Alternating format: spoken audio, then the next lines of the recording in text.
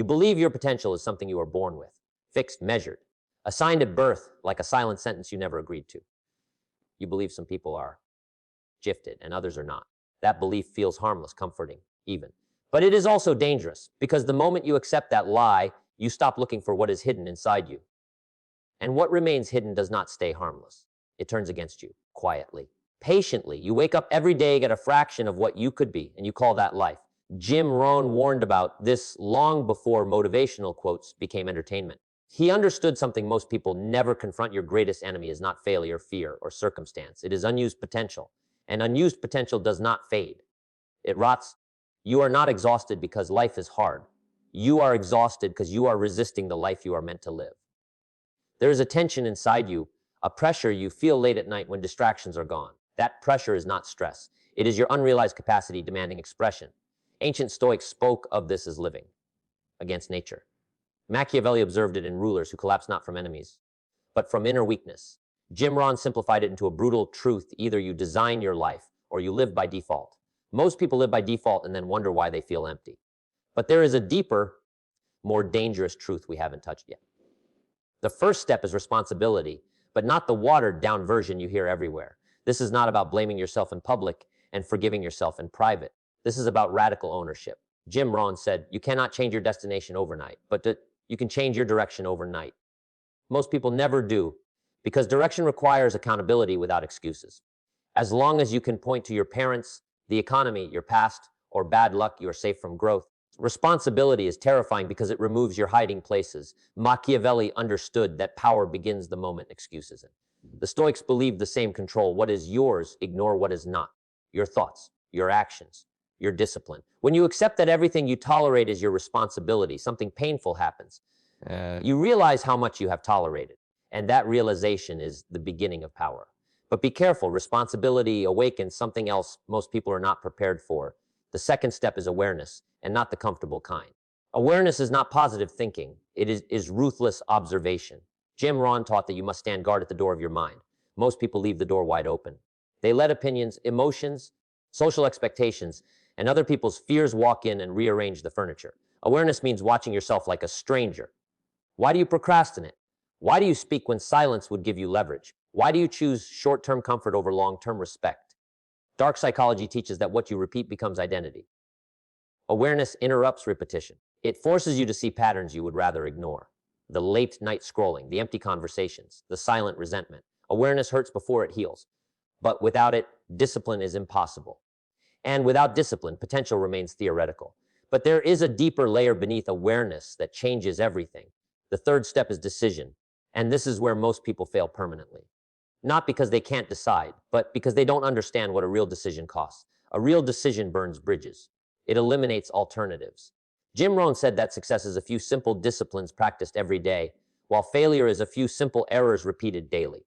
Decision is choosing your disciplines. Machiavelli warned leaders never to stand neutral in moments of conflict because neutrality invites destruction. In your life, neutrality looks like, I'll try. I'll see how it goes, maybe later. These are not decisions. They are delays disguised as intelligence. A true decision creates internal alignment. Your mind, body, and time move in one direction. The moment you decide who you're becoming, your behavior is forced to catch up. This is why decision feels violent. It kills former versions of you. And death, even symbolic, is never comfortable. But what happens after decision is even more unsettling. The fourth step is discipline, and discipline is misunderstood because it has been romanticized. Discipline is not motivation. It is not intensity. It is not willpower. Discipline is structure. Jim Rohn compared discipline and regret as weighing ounces and tons. Discipline weighs ounces. Regret weighs tons. Dark psychology reveals that humans are slaves to structure. Your environment shapes your behavior more than your intentions ever will. Discipline means designing an environment where failure is difficult and progress is inevitable. It means doing the boring things when no one is watching. It means repetition without applause. The Stoics practiced voluntary hardship to train this muscle. Cold, hunger, silence. They knew comfort makes you fragile. Discipline makes you dangerous. But discipline alone is not enough. Without the next step, discipline turns into a prison. The fifth step is purpose, and not the inspirational poster version.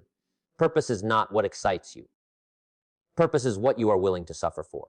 Jim Rohn understood that people endure extraordinary pain when the meaning is clear. Nietzsche echoed this. He who has a why can bear almost any how. Purpose organizes discipline. It tells you why today matters. Without purpose, discipline collapses under pressure.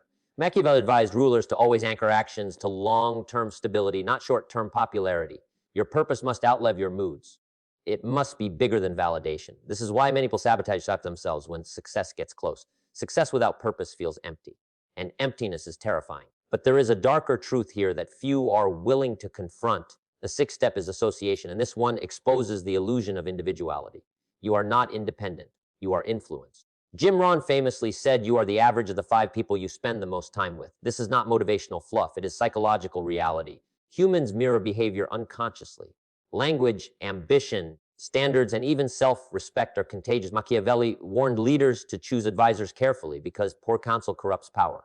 The Stoics avoided crowds not out of arrogance, but out of self-preservation. If the people around you normalize weakness, you will justify weakness. If they tolerate mediocrity, you will defend mediocrity. This is why growth feels lonely. It requires separation, and separation triggers fear. But the most dangerous enemy is still ahead. The seventh step is patience, and patience is misunderstood as waiting. Patience is endurance without complaint. Jim Rohn spoke about the seasons of life. You do not plant and harvest in the same season. Most people quit in winter, convinced the soil is dead. Dark psychology shows that delayed gratification is one of the strongest predictors of success. The Stoics trained for this by detaching from outcomes while remaining committed to action. So patience means continuing when feedback is absent, when results are invisible, when doubt whispers that nothing is happening. This is where most potential dies, not from failure, but from impatience, because impatience demands proof before belief, and belief is the engine of persistence. But there is still one final truth we haven't fully faced. Unlocking your potential is not about becoming someone new.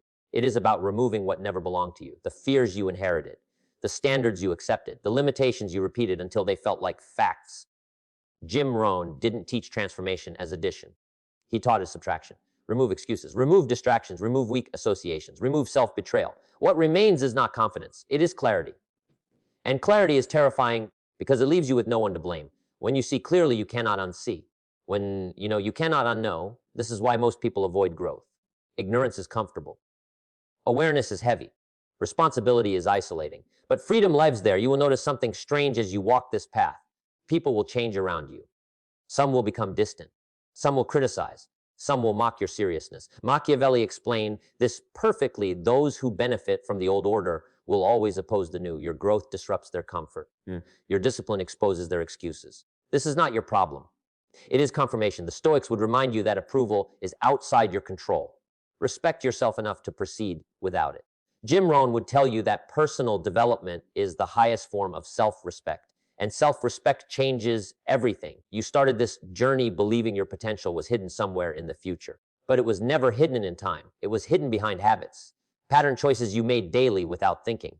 Unlocking it does not require a breakthrough moment. It requires alignment, day after day, quietly, relentlessly. The world does not reward intention.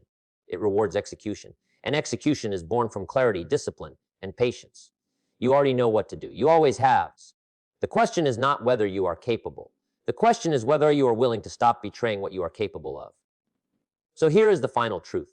The reason this message unsettled you is because it is not new. You have had it in fragments your entire life, from mentors, from books, from that quiet voice you silence with noise. The danger is not that you don't know enough. The danger is that you know too much and act on too little. And that brings us back to where we began. You believe your potential is fixed. But that belief is the very thing keeping it locked.